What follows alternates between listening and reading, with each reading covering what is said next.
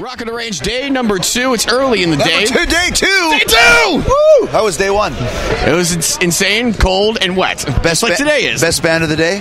Best band of the day, you know what? I gotta say, I would have to go with Guns N' Roses last night. Always great, right? And they went on time last night, which is surprising. He's been better lately. I haven't heard him being super late over the last few years. Which is rather shocking, considering it's Axl, and you think whenever he books a show, it's going to be... Yeah.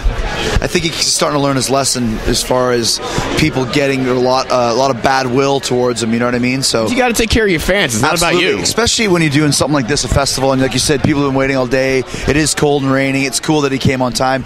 And there's a lot of controversy about the lineup of Guns N' Roses, etc. But when they start playing, it's still Guns N' Roses. Yeah, it's pretty cool. End of the day, it still is. I just wish eventually one day Slash and Axl would just go ahead and be like, you know what? We don't have to see each other except for when we're on stage, make our money, walk away, say goodbye to the fans. If the Police can reunite, so can Guns N' Roses. But you heard that Duff was playing with them too. Yeah, for a recently. couple shows. Yeah. So maybe Duff can be the bridge, between those two camps. Let's hope. But you know what? Let's talk about you instead of Guns N' Roses. Sure. Let's talk about Chris Jericho, because you got a new album coming out with Fozzy. We do. When's the date for that? I know it's July, but July 22nd is the date. But Lights Go Out, the first single, came out a couple weeks ago, and it's kind of been blowing up. We wanted to do something a little different. When we were listening to rock radio, we kind of found that a lot of the songs sounded similar. We wanted to do something that did not sound like the norm. And whenever you take a chance like that, every band will say, like, this is the greatest song we've ever done. This is the best thing we've ever done. But you're always wondering, like, will everybody else feel the same way? Are they going to accept it the same way you feel it? That's right, especially when you do something different. And it's been completely that way. People have been going through the roof, and a lot of people that have never listened to Fozzy or never really knew our band are saying, no, this is a great tune. We've never heard Fozzy. We love Lights Go Out. That's what you want, too. You want to kind of help the fan base grow. Yeah, you want to also grow the fan base. But the other thing, too, is that, like, because you're saying it's different. I've been a fan of the band for quite some time, and listening to it is a little bit different. But it's actually, like, a really solid song. Almost kind of like a hint to, like, 80s metal a little bit, I would say. It's funny. Everybody is hearing different things in it. I mean, some people say it sounds like Sabbath. It sounds like Nine Inch Nails. It sounds like Rob Zombie. It sounds like Muse. It sounds like the Dan Reed Network. That's what Eddie Trunk said, the Dan Reed Network. But, I mean, the point is that it's got a real cool hook to it that really grabs you. And, I mean, obviously we love Maiden and Metallica, and we love Avenged Sevenfold and Stone Sour, but we also love Pink Floyd, Queen, Zeppelin, U2, Guns N' Roses, bands that had no problem changing their style but still keeping true to what they are as a band, taking chances. If you listen to Queen, there was never one song that really sounded like the next, but it always sounded like Queen, Right. And that's what we want to do. What we do best is very heavy riffs with very melodic choruses and a lot of harmonies.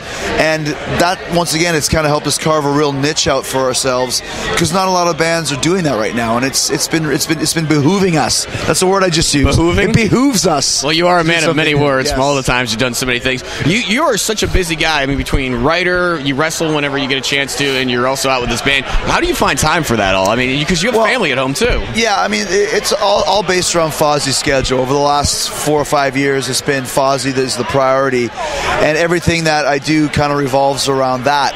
And a lot of things, when I'm doing my podcast, Talk is Jericho, I can do that in the back of the tour bus. I do my interviews, get them kind of in the can, and then I do the wraparounds and do the ad reads in the back of the bus in a portable studio that I have. So, or when I was writing the book, I could do that in the back of the bus. There's a lot of things that you can kind of do, because when you're in a band and when you're on the road, you got to be mobile. You got to be mobile, and there's a lot of downtime too. That's why it's funny, because our publicist was like, "You're gonna hate me today. You got a lot to do," and I'm like, "Well, good, because if I didn't have anything to do, I would just be sitting on the bus, and there's nothing more boring than that." So, the projects that I have, like I said, I can do them kind of in between what Fozzy's doing. How did you get into the podcasting too? Because I've been listening to that lately. Like one I love recently, I think it was Santino Morello was on, and he was in full character the whole time. That was my idea. So let's call and let's just total improv. I did that with Steel Panther in an upcoming show too. Like, you guys want to do it in character? Let's do it in character all the way. I don't know.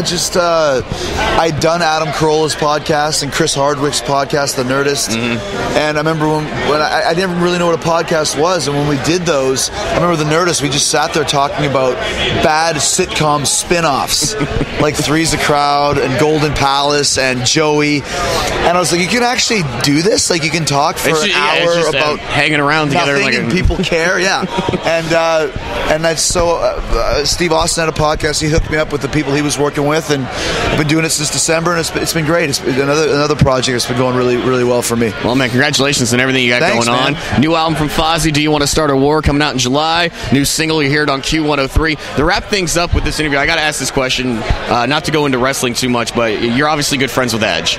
Yeah. And our station, Q103, in Albany, New York, it was called The Edge way back in the day, and there's a rumor, and I want to know if you can confirm this or not, there's a rumor always floating around that Edge actually got his name from the station back then. Do you know that? You know what? Now that you say that, I recall something like that happened. He was looking for some kind of a name, or somebody was suggesting a bunch of different names, and he heard like The Edge on a radio. So you'd have to ask him. Okay. And if I had a chance to text him, I think that might be right. That might be it, because I've always heard about that. There's a lot of stations, not a lot, but there's other stations called The Edge. Yeah. It would make sense because we do a lot of shows in the upstate New York and Albany area. So I think you might be right. That might be an urban legend that's actually true. Well, we'll take it from there. Chris Jericho, thank you so much, brother, for stopping on by, man. It's been a pleasure.